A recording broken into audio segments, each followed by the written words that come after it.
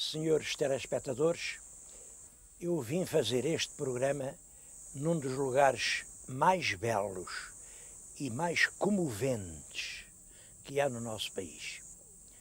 Estou aqui na Beira Alta, num contraforte da Serra de Estrela. Bom, isto é um ponto, um bico de um monte, chamam-lhe o Alto do Cocorinho. E tem uma igreja, dizem que é a Senhora das Necessidades. Eu estou-lhes a falar junto de um cruzeiro muito antigo, e o cruzeiro tem escrito que apareceu aqui Nossa Senhora, pois tem um ano, 1871. Em 1871, Nossa Senhora apareceu em muitos pontos. 1871 é para a Europa católica e conservadora, um ano de grande inquietação. É depois da revolta da Comuna, de Paris a arder, da morte do arcebispo, e a fé renasce em imensos sítios, assim, com aparições como esta. É um lugar realmente de uma grande beleza. Dizem que é o mais belo miradouro de toda a Beira Alta. Eu não gosto de fazer comparações, porque certamente é um dos lugares mais belos que eu até hoje vi. Além, na minha frente, fica a muralha sólida da Serra de Estrela. Se o meu telespectador olhar com atenção além, entre aqueles refegos de montes, vê uma manchazinha branca, é a Vila da Louriga. Bem, mas todas estas terras têm que contar. Olhem, já aqui embaixo, veem uma aldeia com os telhados todos novos, telhados vermelhos. Aquilo é o Chão Sobral. Ora, queria-lhes contar isto.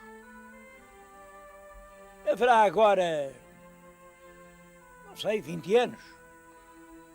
O Chão Sobral era uma aldeia agonizante. A escola fechou porque já só tinha 3 meninos. Agora aqueles telhados novos, todos, há lá 43 meninos. Como é que nasceram tantos meninos aqui perdidos na serra? Bom, nasceram os meninos porque houve um empresário corajoso que veio aqui para estes desertos, pôs uma fábrica de confecções, deu emprego a toda a gente, empregou os maridos e as mulheres e começaram a nascer os filhos dos casais. É assim que se constroem os países. Devo dizer que isto não é uma especialidade da aldeia do Chão Sobral. O que eu disse do Chão Sobral podia dizer de todo o concelho onde estou a falar.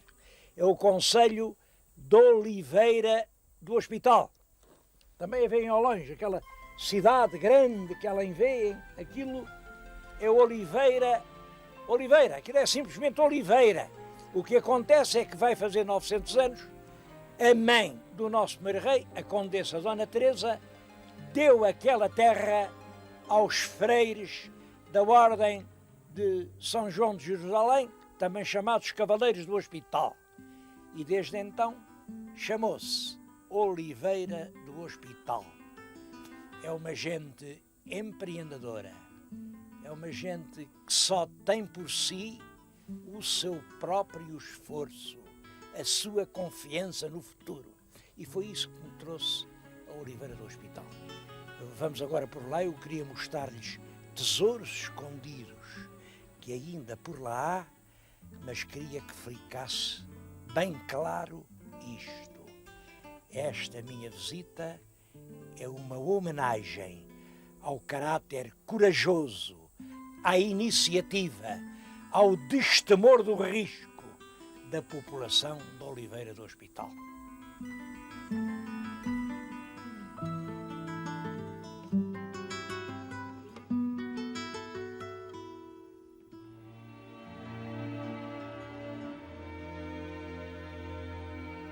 O monumento mais notável de Oliveira do Hospital é, sem dúvida nenhuma, este em que agora estamos. Isto é a Capela dos Ferreiros. Tem 2 esculturas, 2 túmulos, com 2 estátuas jacentes admiráveis. Isto é da melhor escultura tumular que jamais se fez em Portugal. cavaleiro, com a sua longa barba, e a esposa está vestida com uma riqueza de rainha. Quem são eles? Bom, eu sei que as pessoas vão se zangar muito comigo, lá estou eu a deitar tudo abaixo, porque toda a gente sabe, este é o Domingos Joanes e esta é a mulher dele, a Domingas Sabachais, porque este até era ferreiro, era um ferreiro e ladrão, porque passou lá um pobre lavrador com um bico dourado, o arado já estava muito gasto, e o lavrador disse, mestre Domingos, conserta aqui o meu arado, até trago aqui uns bocaditos de ferro para vosso mercê o remendar, e imaginem, traz um saco cheio de metal, só que o metal não era ferro, era amarelo e brilhava como o sol, era ouro puro. Bom, o mestre ferreiro disse, está bem, eu conserto-lhe o arado. Olha, não tem lá mais ferro desse? Tem lá uma quantidade, então vá trazendo, que é para pagar o trabalho. E assim arranjou uma fortuna. Claro, como era roubada, fugiu para a França. Em França fez-se um cavaleiro muito importante e imaginem que o rei de França o fez nem mais nem menos que condestável de França. Aí, muito rico, voltou à terra, casou com a Castelã, que era esta linda mulher, era a tal Domingas Sabachais, e é por isso que aqui estão.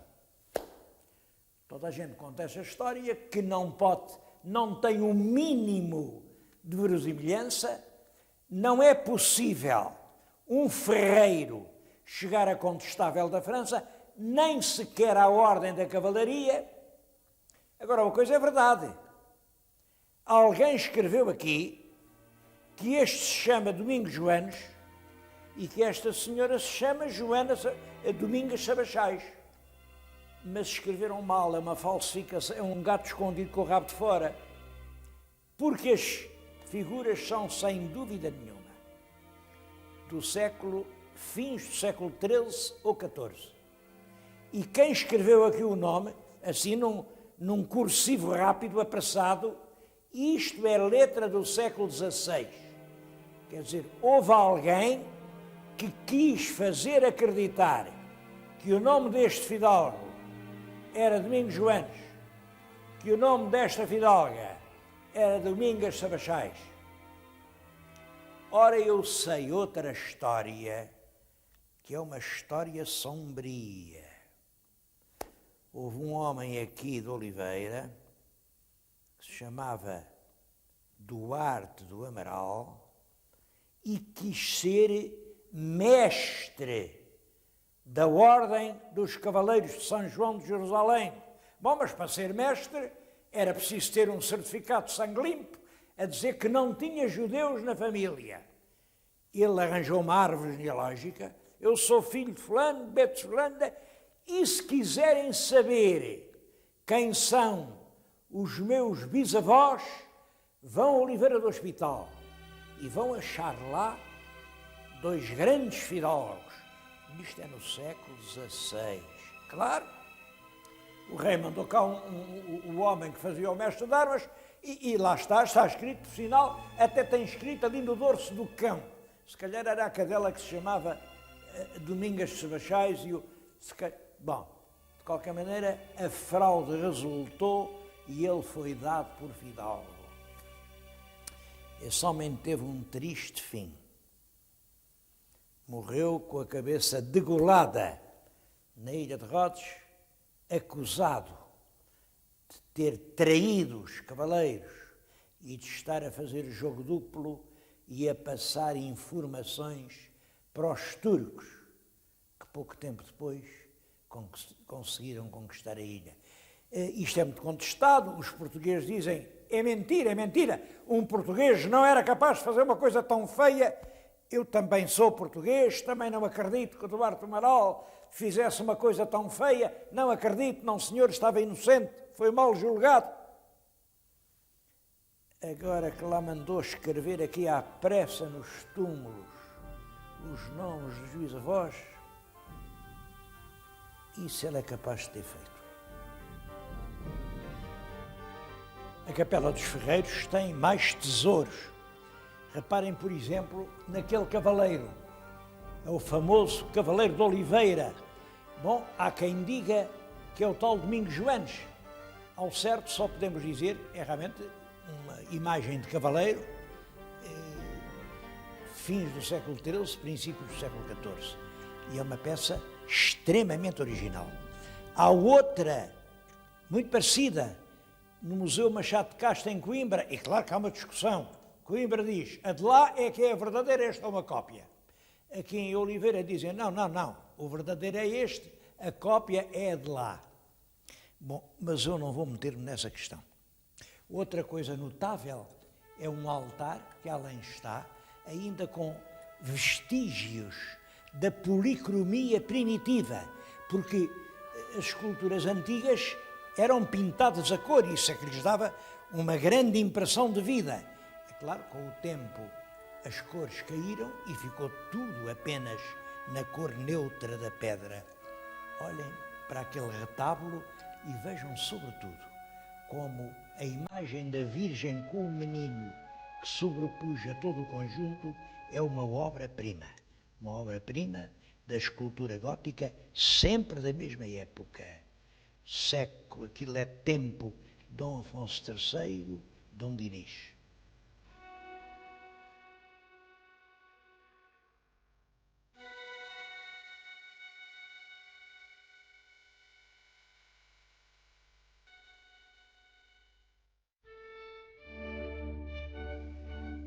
Mas em Oliveira do Hospital não há só assim monumentos góticos.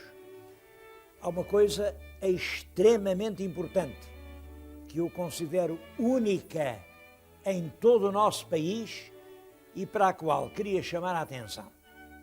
Abriu há 3 anos, ainda pouquíssima gente conhece isto. Abriu aqui um museu, e é um grande museu, tem 22 salas.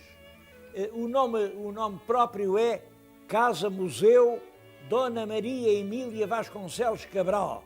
É um nome difícil porque é o museu da monarquia romântica, da nossa sociedade burguesa de antes da República. Gostava de lhes dar uma ideia deste museu, que é realmente único. Está cheio de coisas carregadas de significação. Olhem, por exemplo, está ali, imaginem quem? A Rainha Maria Antonieta. Porque em Portugal, todas estas casas fidalgas, aqui da Beira Alta, depois da restauração em França, mandaram arranjar um belo vulto da Rainha Maria Antonieta, não com o pescoço cortado, como sabem, ela foi guilhotinada, mas uma Maria Antonieta restituída a toda a sua beleza. Este palácio é a mesma coisa. É o palácio de uma velha família de Guiu, é o solar Cabral Metelo. Eu vou-lhes mostrar quem era o Cabral Metelo.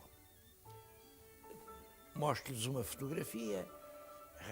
Vejam, é um fidalgo, pimpão, corajoso. E com razão, este homem foi tudo, foi ministro de Dom Manuel, foi ministro de Dom Carlos, foi governador civil de Lisboa, é claro, casou aqui com uma senhora linda, meiga e rica, que era esta.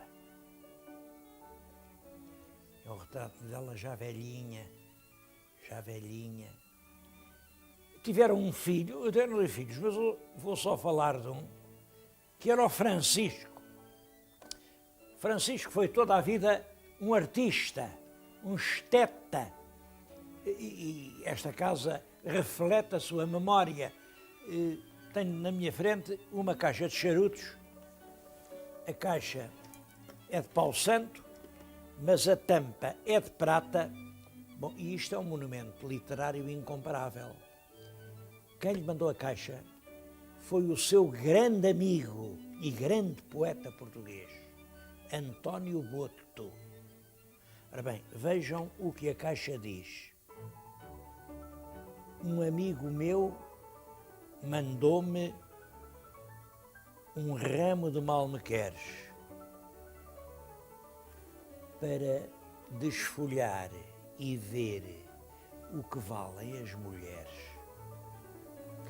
Eu peço às mulheres que me estão a ouvir que não levem isto a mal.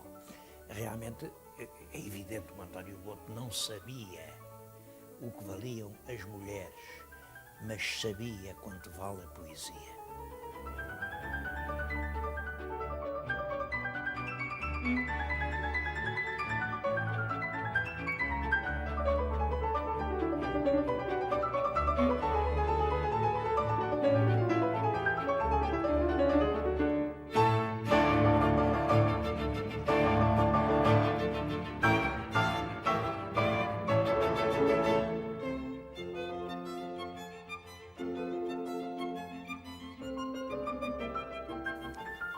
Mas não é esse o único museu de Oliveira do Hospital. Eu estou agora a falar-lhes naquilo que é realmente o Museu Municipal de Oliveira. Por acaso está fechado. E o pior é que está fechado sem ser por acaso. Esta é uma daquelas histórias que as pessoas não contam, não gostam de contar, porque é uma história triste. Este museu não fica propriamente na cidade de Oliveira do Hospital.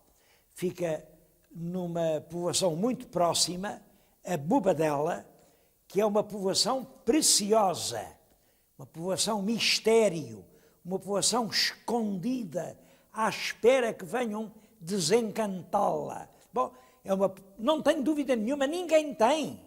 Debaixo de alguns metros deste terreno há estátuas, há tesouros, há moedas, há casas romanas. Esta é uma esplendidíssima cidade. Estou a dizer esplendidíssima, não sou eu que invento a palavra. Já eles, os moradores, há 2000 anos, lhe chamavam esplendidíssima. Olhem aquela pedra que está incrustada na fachada da igreja. É uma lápide romana e lê-se claramente a palavra esplendidíssima. Eles achavam que isto era uma esplendidíssima cidade. Uma cidade que nunca ninguém explorou, nunca ninguém descobriu, mas realmente a Câmara de Oliveira, acho que muito bem, resolveu meter mãos a esse trabalho. Havia aqui um palacete, mesmo no centro da zona romana, compraram o palacete. Claro, começaram a fazer obras. A primeira coisa que apareceu quando rasparam as paredes, aquela pedra é romana. Aquela pedra, o que diz é que uma senhora, que tem lá o nome, que pelo seu testamento ordenou para sempre que os seus restos mortais ali ficassem. Mas isto é um caso à parte, porque aqui, na Bobadela, cada vez que se dá uma cavadela no chão, aparece um tesouro romano. É um caso espantoso, espantoso. E a Câmara mandou fazer aqui um museu para reunir as antiguidades romanas. Bom, realmente fez o museu, isto chegou a abrir, mas as antiguidades implicavam que, naturalmente, o Estado mandasse proceder ao estudo sistemático do que tinha sido a antiga cidade. Bom, a Câmara, sozinha, a Câmara, sem R$1 de ninguém. E isto é emocionante, porque durante muitos verões vieram jovens formados em História, formados em Arqueologia, rapazes e raparigas, passaram aqui aqueles julhos e agostos ardentes, a peneirar a terra. Bom, como vêem, é um grande oval, aquilo era um anfiteatro, um enorme anfiteatro, uma ruína, porventura, única em Portugal. Tudo aquilo foi feito sem custar um tostão. Porque o Estado português nunca achou que devia dar um tostão. Bom, nesta altura as obras estão paradas, aquilo está assim como veem, aquilo é realmente o que resta de um dos grandes monumentos romanos da nossa velha Lusitânia e está à espera de que as obras prossigam, porque, claro que ao lado do teatro havia casas e havia balneários e havia termas e havia o fórum. Olhem, por junto ficou de pé, é milagre. Um arco para entrar no fórum, um arco para onde passaram os romanos, ainda está de pé. É espantoso como nunca ninguém deitou abaixo aquele arco. Mas aquele, felizmente, resiste. Os romanos, um célebre discurso romano, que é o usque et tandem. Usque et tandem quer dizer até quando? Até quando? Era um discurso que o Cícero fazia no Senado e, dirigindo-se ao Catilina, que era um conspirador, dizia-lhe: usque et tandem, Catilina, abutere a paciência nostra. Esta gente daqui, eu tenho-os ouvido, eles estão fartos e perguntam às autoridades. Eu agora não quero falar no IPAR em especial, porque toda a gente é responsável. Usque et tandem. Vamos esperar que esta cidade romana, estes tesouros escondidos debaixo de meia dúzia de palmos de terra, sejam postos à luz do sol. Bom, mas esse é só um aspecto da notabilidade deste museu. É que esta casa em que eu lhe estou a falar, aqui, esta escadaria, esta casa era do Conde da Bobadela. E o Conde da Bobadela era o pai de um ilustre português. Um português que se chamava Gomes Freire de Andrade. Foi para a tropa, o pai dele era ministro, era diplomata, era o representante de Portugal em Viena. Portanto, o rapaz recebeu uma educação muito civilizada, muito europeia, era muito culto. Foi para a tropa, chegou depressa a general, foi um dos portugueses que se bateram com maior valentia na Guerra do Rosselhão. A guerra é aquela guerra muito estúpida, lhes falei lá há pouco tempo, que os portugueses resolveram fazer contra a Revolução Francesa. Bom, claro, imaginem o que nos aconteceu.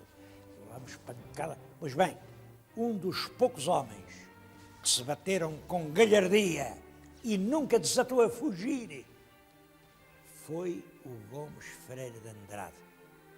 Por isso, ainda novo, ele tinha as estrelas de general e, por isso, quando cá esteve o Junot, escolheu o Gomes Freire, com o Marquês da Lorna, os mais notáveis do tempo, para ir lutar pelo lado de Napoleão. O Gomes Freire era um profissional, cumpriu as ordens que lhe deram, andou nas guerras de Napoleão, Napoleão distinguiu o Gomes Freire português. É um dos ilustres generais dessa espantosa glória militar de Napoleão Bonaparte. Bom, mas o Napoleão acabou, a guerra acabou, fez-se a paz universal e o Gomes Freire voltou a Portugal. Veio para aqui. Voltou, não de outra casa, veio viver aqui. Esteve aqui mais de um ano, até porque ele não sabia bem como é que ia ser recebido em Lisboa. Porque havia os liberais diziam, este homem é um herói. Os conservadores diziam, este homem é um traidor. Esteve do lado do Napoleão. Porque a regra é esta. Quem está do lado de quem vence é sempre herói. E quem está do lado de quem perde é sempre traidor. Ora, ele tinha estado do lado de quem perde. Bom, apesar de tudo, as pessoas vêm dizer, você, com a sua cultura, com as suas medalhas todas, você é um herói que toda a Europa reconhece, venha para Lisboa que ninguém lhe faz mal. E ele foi. Foi. E no ano seguinte, que era o ano de 1817, foi acusado de estar a fazer uma conspiração para introduzir o liberalismo em Portugal e foi enforcado, miseravelmente enforcado, como um ladrão de estrada, no forte de São Julião da Barra. E depois de enforcado, queimaram o corpo.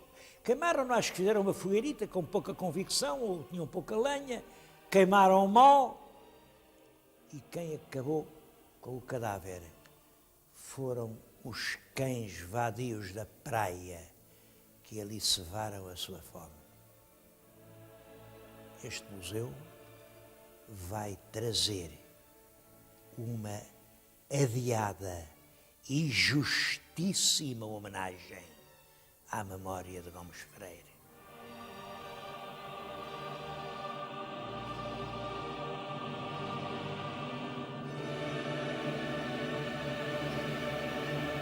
Gomes Freire justificava bem um programa.